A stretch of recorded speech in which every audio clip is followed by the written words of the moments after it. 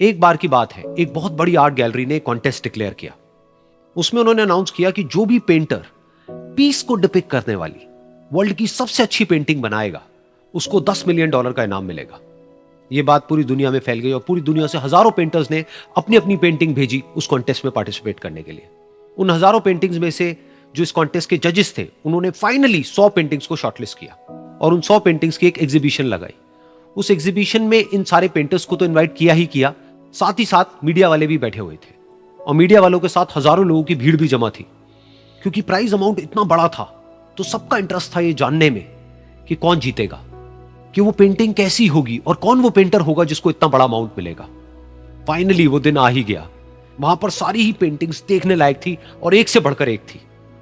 उसमें से कुछ पेंटिंग्स थी जहां पर सबसे ज्यादा भीड़ थी। जैसे एक पेंटिंग थी जहां पर एक बिल्कुल साफ पानी की नदी बह रही थी, जिसके पीछे कुछ पहाड़ थे, उसके ऊपर बर्फ जमी हुई थी और पीछे से सनराइज हो रहा था। एक और पेंटिंग थी जहां पर पेंटर ने पीस को डिपिक्ट किया था फुल मून नाइट के थ्रू, यानी कि एक बिल्कुल पीसफुल लेक थी जिसका पानी बिल्कुल स्टिल था, इतना स्टिल कि उसके अंदर आप रिफ्लेक्शन देख सकते थे आसपास में जो भी कुछ था उसका, बिल्कुल एक मिरर की तरह। और बिल्कुल डार्क आसमान में कुछ तारे चमक रहे थे और एक चांद चमक रहा था। उसके अलावा एक पेंटिंग थी जिसमें बिल्कुल सफेद बादल थे, नीला आसमान था और बिल्कुल हरी हरी घास थी। यानी कि सारी ही पेंटिंग्स ऐसी जिसको देख करके ही मन शांत हो जाए। तो कॉन्टेस्ट बहुत ही टफ था क्योंकि सारी पेंटिंग्स एक से बढ़कर एक थी। तो जजेस के लिए शॉर्टलिस्ट करना कि कौन सी पेंटिंग बेस्ट है, that was very very difficult. लेकिन वो मोमेंट आ ही गया जब जजेस ने अपना माइंड मेकअप कर लिया और एक पेंटिंग को इन सारी पेंटिंग्स में से सिलेक्ट कर लिया और उस पेंटिंग को एक बड़े से कर्टेन के पीछे रख दिया।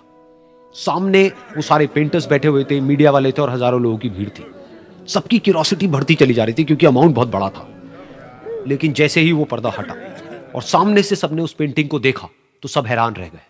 सब एक दूसरे की शक्ल देखने लगे।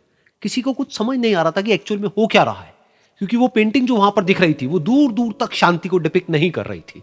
तो सबको लगा कि शायद उस आर्ट गैलरी से कोई गलती हुई है या जजेस से कोई गलती हुई है और किसी गलत पेंटिंग को वहां पे रख दिया है।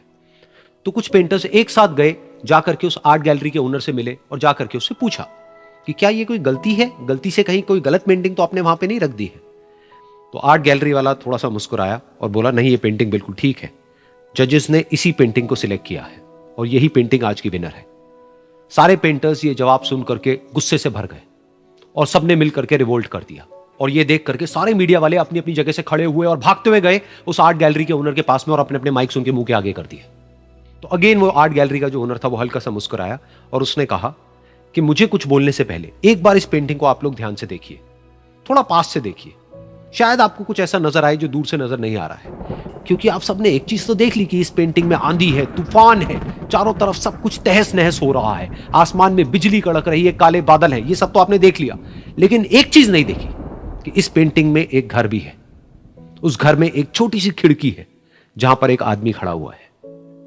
ध्यान से जाकर के देखिए, वो जो आदमी खड़ा हुआ है और बाहर देख रहा है उस घर से, उसके चेहरे पर कोई डर नहीं है, बल्कि एक हल्की सी मुस्कान है, एक ठहराव है, एक सुकून है।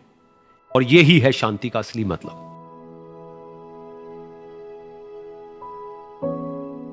यानी कि शांति का मतलब यह नहीं है कि हमारे बाहर सब कुछ शांत है और फिर हम शांत हैं, क्योंकि वो टेम्पररी है।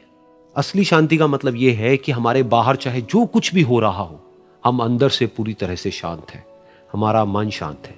क्योंकि जिसका मन शांत नहीं है, उसको चाहे आप कितनी भी सुंदर से सुंदर जगह पर ले जाकर के बिठा दो, वो वहां पर भी जाकर के दुखी ही रहेगा। लेकिन दूसरी तरफ से जिसका मन शांत है, उसके बाहर चाहे कुछ भी हो रहा हो, चाहे मौसम कैसा भी हो, चाहे उसके आसपास में सब कुछ तहस नहस हो रहा हो, तूफान हो, लेकिन वो अंदर से बिल्कुल शांत रहेगा। और यही है शांति का असली मतलब।